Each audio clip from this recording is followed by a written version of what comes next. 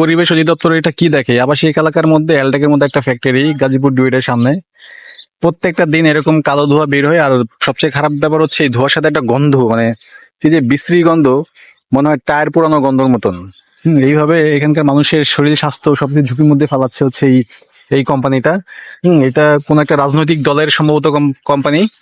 এটা দেখার মতো কেউই নাই, কোনো অ্যাকশন ট্যাকশন কোনো কিছুই নাই। মানে ওরা প্রত্যেক দিন এইভাবেই এরকম বিকেল হইলেই এই কেমিক্যাল গুলা পুরায়।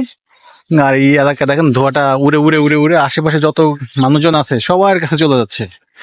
তো এই যে মানুষের যে স্বাস্থ্যের যে একটা ঝুঁকি, মানে স্বাস্থ্যের ঝুঁকির মধ্যে ফেলাচ্ছে, এই ড্রাইভার কে নিবে?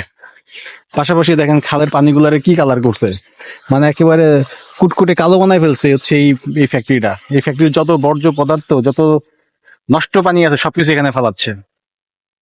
হুম। তো আসলে সরকারের উচিত এই ধরনের কারখানা যেগুলো আছে, এই যে কালো ধোঁয়া যেগুলো পুরো পুরে উড়ে যাচ্ছে, মানুষের শরীরের জন্য ক্ষতিকর, এগুলাকে বন্ধ করা বা হচ্ছে এগুলাকে পিউরিফাই করে যাতে সেটাকে বাইরে পাঠায়, এমন একটা সিস্টেম থাকবে ধোঁয়াটা পিউরিফাই হয়ে বাইরে যাবে।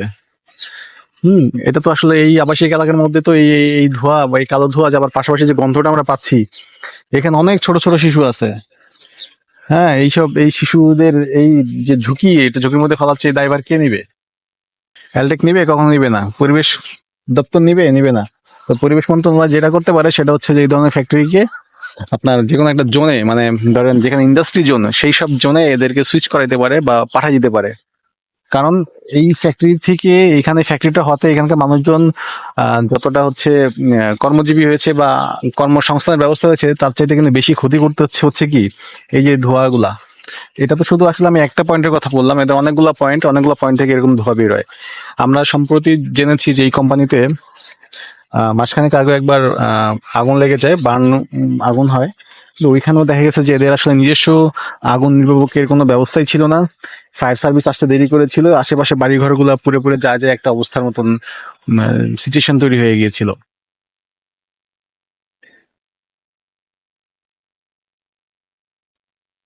দেখেন ধোঁয়াগুলা কিভাবে উঠতেছে, উড়ে উড়ে উড়ে উড়ে পুরা গ্রামবাসীর মধ্যে ছড়া যাচ্ছে।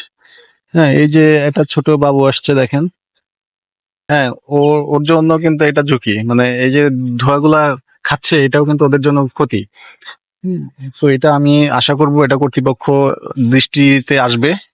এবং আপনাদের আশেপাশে এলাকায় যদি এরকম কলকারখানা থাকে, এরকম যদি দেখেন যে কালো ধোঁয়া উড়ে, তাহলে আপনারা স্থানীয় যে সরকার আছে, স্থানীয় যে নেতাকর্মীরা আছে, তাদের কাছে আপনারা লিখিতভাবে অভিযোগ দিবেন, যাতে করে এই কালো ধোঁয়াটাকে এরা বন্ধ করে দেয়। এবং আমি তো মনে করি এই কোম্পানিগুলো নিজ দায়িত্বে এগুলো বন্ধ করে দেওয়া উচিত। অথবা এইসব ফ্যাক্টরিতে যেসব বায়াররা হচ্ছে প্রোডাক্ট তৈরি করে, এইসব বায়ারদেরকে রিকোয়েস্ট করব, যারা পরিবেশ দূষিত করে, পরিবেশ নষ্ট করে, এদেরকে কোনো কাজ দিবেন না।